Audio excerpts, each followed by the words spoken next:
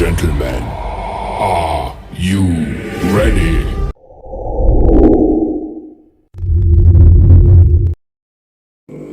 Perkenalkan, nama saya Penguasa Alfian Tiraldi, Stambuk B1A1 19271. Saya akan mempresentasikan materi ekonomi moneter tentang pengalaman krisis ekonomi dunia dan pengalaman krisis ekonomi Indonesia.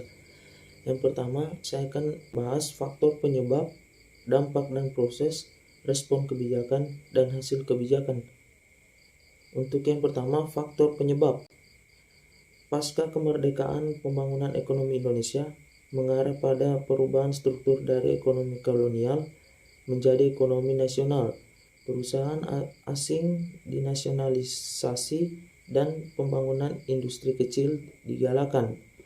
Namun, kebijakan ini belum berhasil meningkatkan tingkat produksi sebagai akibat terbatasnya kapasitas produksi dan infrastruktur pendukung. Kondisi ini berparah dengan konflik politik yang berkepanjangan serta masih terjadi pemberontakan di berbagai daerah yang menyebabkan ketidakstabilan dalam keamanan dan perekonomian. Dampak dan proses. Dalam rangka pengendalian inflasi dan penyelamatan keuangan negara, pemerintah menjalankan sistem ekonomi campuran dalam kerangka sistem ekonomi Pancasila. Ini merupakan salah satu teori Keynes tentang campuran tangan pemerintah dalam perekonomian secara terbatas.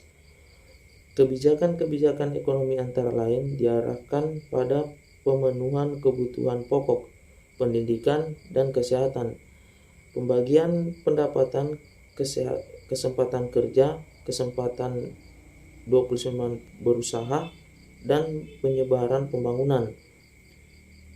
Melalui berbagai kebijakan ini, laju inflasi dapat ditekan pada level yang rendah. Yang ketiga yaitu respon kebijakan. Meskipun kontraksi kebijakan moneter dan adanya gold standard merupakan faktor pendorong terjadinya Great Depression, akan tetapi devaluasi nilai tukar dan ekspansi kebijakan moneter merupakan sumber untuk proses pemulihan ekonomi di seluruh dunia. Sedangkan fiskal memegang peranan yang relatif kecil dalam proses pemulihan ekonomi Amerika Serikat. Akan tetapi, kebijakan fiskal memegang peranan yang cukup baik dalam proses pemulihan ekonomi Jerman dan Jepang.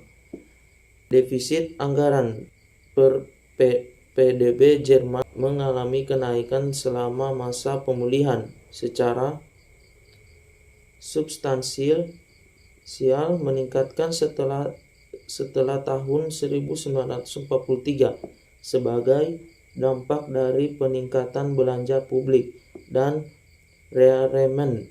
Di Jepang, mengeluarkan pemerintah khususnya 12 pengeluaran militer naik dari 31% menjadi 38% per PDB antara tahun 1932 dan 1934. Fiskal stimulus yang digabungkan dengan ekspansi kebijakan moneter dan undervalued yen mengembalikan perekonomian Jepang menjadi full employment dengan waktu relatif cepat. Yang keempat, hasil kebijakan. Berbagai respon kebijakan selama periode Great Depression telah memberikan dampak terhadap beberapa sektor lainnya. Yang pertama, dampak ekonomi. Yang paling jelas adalah terjadinya human suffering dan dalam waktu singkat output di seluruh dunia mengalami penurunan secara tajam dan penurunan standar kehidupan. Krisis dan respon kebijakan telah mengubah dunia, yaitu berakhirnya the gold standard.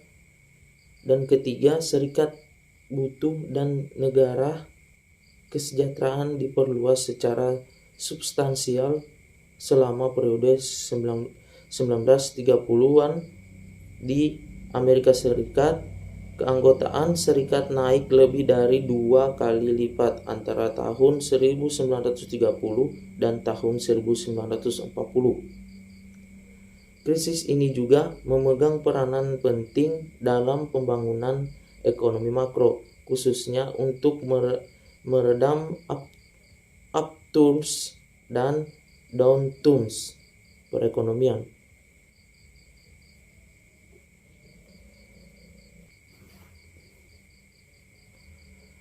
Kita masuk di pengalaman krisis ekonomi Indonesia. Krisis ekonomi Indonesia pada tahun 1965 sampai tahun 1967. Di sini saya akan membahas faktor penyebab, dampak dan proses respon kebijakan. Pertama, faktor penyebab. Penyebab utama terjadinya Great Depression di Amerika Serikat adalah menurunnya pengeluaran atau terkadang mengacu kepada agregat demand, yang mana mendorong turunnya produksi manufaktur dan barang.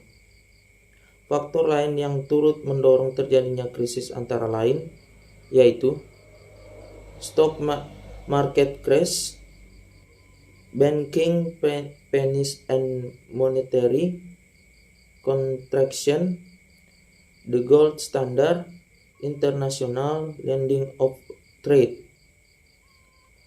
Dampak dan proses.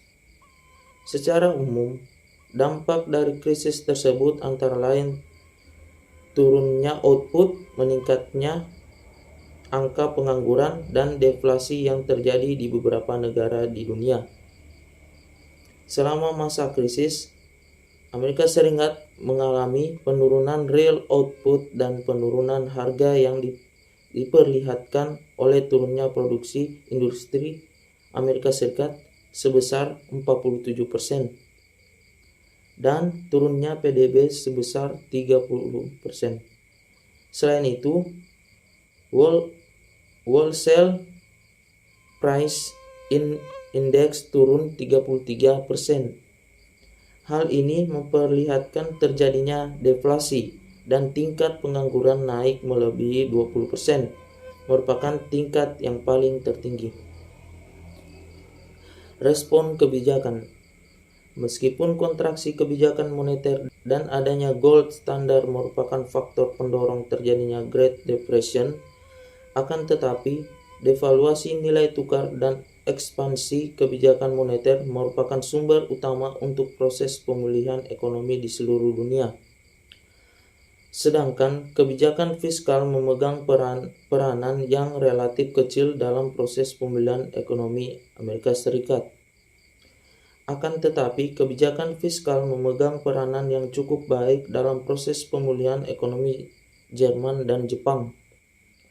Defisit anggaran per PDB Jerman mengalami kenaikan selama masa pemulihan secara substansial, meningkatkan setelah tahun 1943 sebagai dampak dari peningkatan belanja publik dan rearmamen. Di Jepang mengeluarkan pemerintah khususnya 12 pengeluaran militer naik dengan ekspansi kebijakan moneter dan at their valued yen mengembalikan perekonomian Jepang menjadi full employment dengan waktu yang relatif cepat. Itulah hasil presentasi saya. Kurang dan lebihnya mohon dimaafkan. Billahi taufiq wal hidayah. Wassalamualaikum warahmatullahi wabarakatuh.